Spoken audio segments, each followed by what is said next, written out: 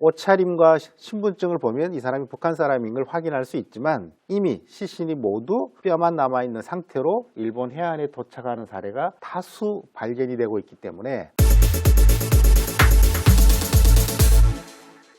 북한을 세상과 연결하는 조선 인터넷 방송입니다. 이번 시간에는 북한 주민들이 반드시 알아야 할 생존 전략 60개 세 번째 시간입니다. 이 시간에는 북한 주민들은 어디로 어떻게 탈출했을까? 이 부분에 대해서 이야기하도록 하겠습니다. 현재 한국에 34,000명이 넘는 북한 이탈 주민이 와 계신다고 제가 소개를 했고요. 아직 한국에 들어오지 않고 중국이나 다른 나라에 계시는 탈북민들도 상당히 많은 분들이 계시는데 과연 그러면 북한 안에 계시든 또 중국이나 다른 나라에 나와 계시든 한국에 들어오신 분들은 어디로 어떻게 탈출했을까요? 북한을 탈출했다는 것과 한국에 입국했다는 것은 서로 다른 개념이거든요. 여기 나온 것처럼 북한을 떠난 것은 탈북이라고 이야기하고 한국으로 들어온 것은 입국이라고 이야기합니다. 그런데 탈북과 한국 입국은 사실은 별개의 개념입니다. 왜냐하면 북한에서 탈출은 했지만 탈북은 중국이나 러시아나 다른 나라로 했지만 한국에 들어오지 않고 계시는 분들도 있고요. 또 북한에서 나올 때는 탈북 탈출이 아니고 유학이라든지 또 외교관이라든지 또는 해외 파견하는 그런 근로자로 노동자로 나왔지만 그 이후에 한국으로 들어오는 경우가 있기 때문에 탈북과 입국은 다른 개념이라는 것입니다. 근데 물론 어느 시기에 왔느냐에 따라서 탈북과 입국이 같은 경우인 경우도 있습니다. 시대별로 좀 살펴볼 건데요. 1990년대 이전에 한국에 들어오신 분들이 한 600여 명 정도라 그랬습니다. 이때 오신 분들은 대부분 군사분계선에서 바로 내려오거나 또는 동해안, 서해안에서 배를 타고 오거나 또는 극히 드물지만 북한에서 비행기를 타고 한국으로 오신 분들이 대부분이었는데요. 이때는 북한에서 남쪽으로 바로 오는 것이 95% 이상이었기 때문에 탈북과 입국이 동시에 발생했습니다. 그러니까 90년대 전에는 탈북이라는 말은 곧 입국이라는 말이고 북한 주민이 한국에 입국했다는 말은 즉시 탈북과 동시에 같은 개념으로 우리가 설명할 수 있었는데 90년대 이후에는 군사분계선에서 한국으로 바로 오시는 경우는 매우 드물고 대부분이 중국이나 러시아를 거쳐서 그리고 또 제3국을 경유해서 있다가 한국으로 들어오는 것이 일반적인 상황입니다. 그래서 이제 90년 전에는 탈북과 입국이 같은 개념으로 사용되었지만 90년대 이후부터는 탈북이라는 개념과 입국이라는 개념은 달라졌다. 처음에는 탈북하려고 해외에 나온 것이 아닌데 해외에서 한국으로 입국한 경우도 있었고 또 반대 경우도 있었다는 거죠. 이래서 시대별로 차이가 있다는 것입니다. 북한에서 한국으로 들어오는 것은 우리가 크게 두 가지로 나누어서 설명을 합니다. 뭐냐면 90년대 이전처럼 북한에서 한국으로 바로 오는 이걸 우리가 직행이라고 이야기를 하고요. 북한에서 한국으로 바로 오지 않고 제3국을 거쳐서 오면 우리가 경유했다 이렇게 표현을 하는데요. 일단 90년 전에 주로 직행은 세 가지 방법이 있었습니다. 앞에서 이야기했듯이 군사분계선에서 바로 육상으로 걸어서 오는 주로 군인들이 많이 온 것이죠. 물론 이 시절에도 서해나 동해 또는 가끔 남해로 해서 배를 타거나 수영을 해서 들어오는 경우도 있었습니다. 이게 해상으로 이제 오는 경우이죠. 최근에 육로 군사분계선에서 한국으로 바로 오는 것이 어려워지면서 서해, 동해로 해상으로 들어오는 경우의 비율이 조금씩 올라가고 있습니다. 사실 북한의 해상 경계가 상당히 엄중하기 때문에 배를 타거나 수영을 해서 남쪽으로 오는 게 쉽진 않죠. 동력선이라고 해서 동력을 장착한 배가 있고 동력이 없이 그냥 이렇게 나룻배처럼 노를 젓고 해서 운영하는 배가 있는데 적어도 동해안, 서해안으로 오려면 동력선을 타고 와야만 사실 올 수가 있는 거죠. 서해안 황해도와 접하고 있는 강화도 지역으로는 수영을 해서 오거나 뗏목이나 보트 같은 고무풍선 같은 걸 몸에 메고 강화도로 직접 수영해서 오는 분들도 가끔씩 있습니다. 이게 사실은 위험한 방법이죠. 왜냐하면 동해안에서 한국으로 오기 위해서 출발한 그게 탈북민일 수도 있고 탈북민이 아니고 일반 조업을 하다가 발생할 수도 있는데요. 상당히 많은 북한 어선 배가 1년에도 굉장히 많은 숫자가 일본 해안에서 발견이 되고 있는데요. 매우 안타까운 것은 이미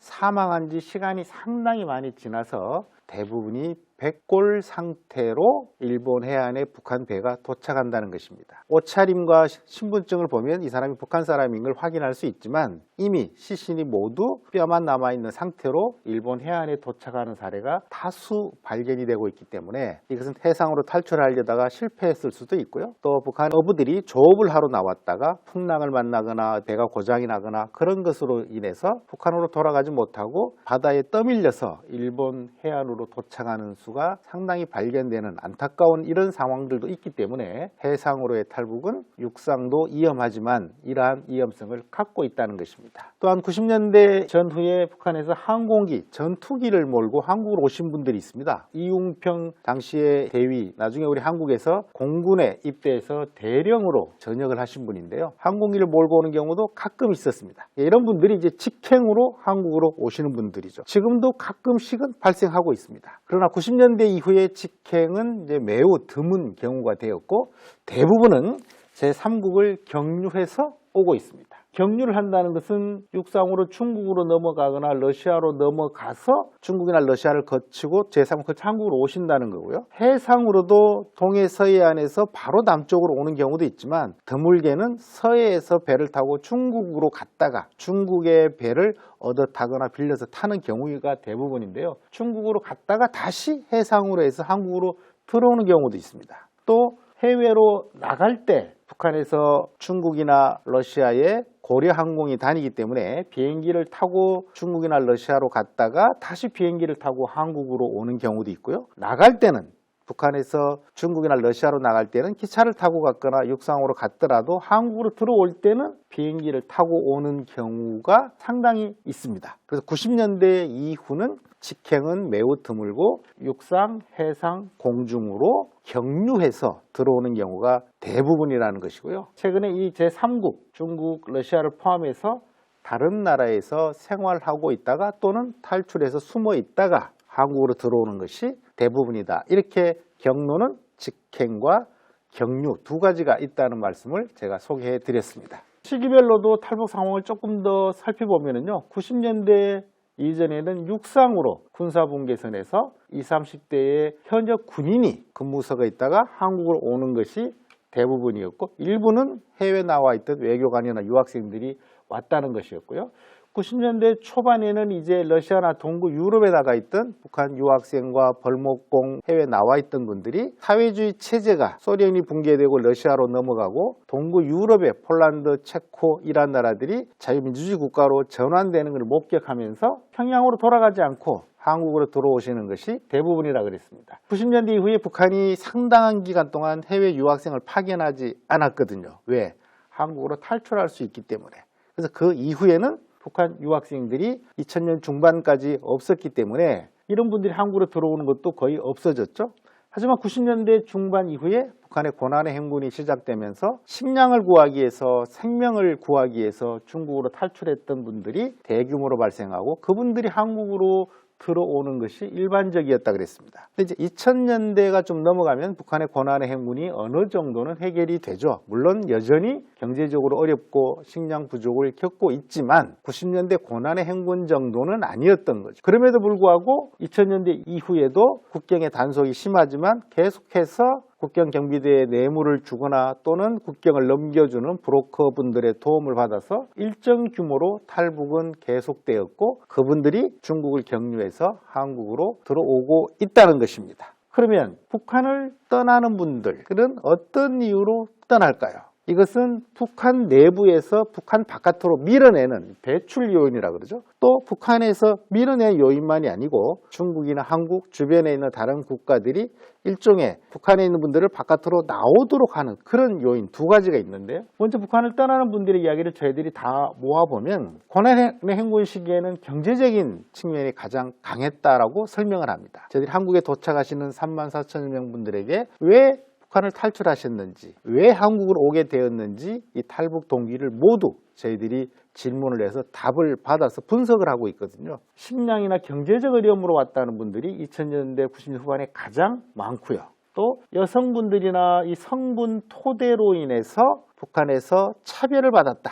입당할 수도 없고 군대 갈 수도 없고 없고 이러한 점 때문에 탈출할 수밖에 없었다라고 하는 것을 설명하시는 분들이 또 상당히 많습니다. 또 하나는 북한에서의 이 정치적인 탄압, 정치범 수용소에 보내고 언제 내가 숙청을 당할지, 언제 우리 집안이 처벌을 받을지 모르는 이 공포정치라고 하는 것. 그러니까 정치적인 자유가 없는 그러한 상태, 정치적인 탄압과 억압, 공포 때문에 탈출을 할 수밖에 없었다는 동기를 제시하는 분들이 있고요. 또 마지막은 최근에 이 부분이 가장 많이 이유로 제기되고 있는데요. 34,000명이 이미 한국에 와 계시기 때문에 그분들의 남아있는 가족들, 어머니가 먼저 와서 아들, 딸을 북한에 연락해서 한국으로 오도록 지원하는, 먼저 오신 분들이 남은 가족들의 한국 입국과 탈북을 돕는 그러한 것이 북한에서의 한국으로 또는 제3국으로 떠나게 하는 중요한 요인으로 작용을 하고 있다는 겁니다.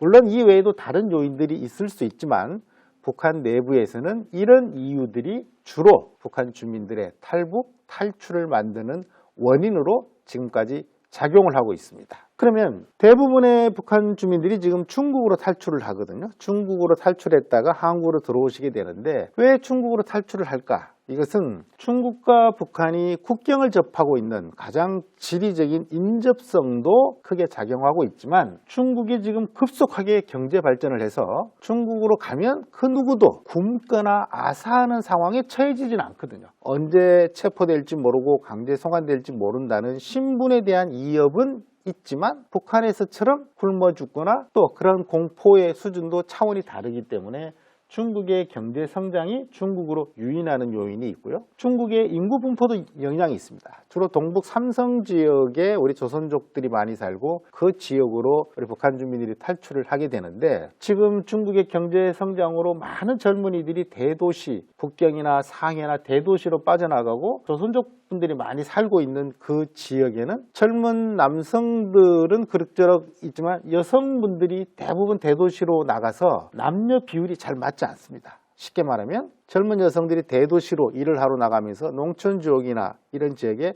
결혼하지 못한 남성들, 또 나이가 든 남성들이 배우자가 없는 경우가 많이 있기 때문에 북한에 있는 여성분들이 그런 곳에 스며들 수 있는 기회가 주어질 수 있고요. 또 이러한 부분들이 좀 안타깝긴 하지만 그런 관계를 이용해서 일종의 인신매매와 같은 성격으로 조선에 있는 여성분들을 중국으로 끌어내서 배우자가 없는 농촌에 있는 중국 남성이나 또 아내를 잃은, 우리가 보통 호랍이라 그러죠. 그런 분들에게 연결시켜주는 그러한 것들이 작동을 하기 때문에 북한에 있는 분들이 중국으로 많이 이동을 하는, 탈출이나 국경을 넘는 선택을 하는 요인으로도 작용을 하고 있습니다. 이러한 부분들이 북한에 계시는 분들이 왜 탈출을 하고 어디로 탈출을 하고 중국으로 탈출을 하게 되는지, 그러한 것들을 이번 시간에는 살펴보았습니다.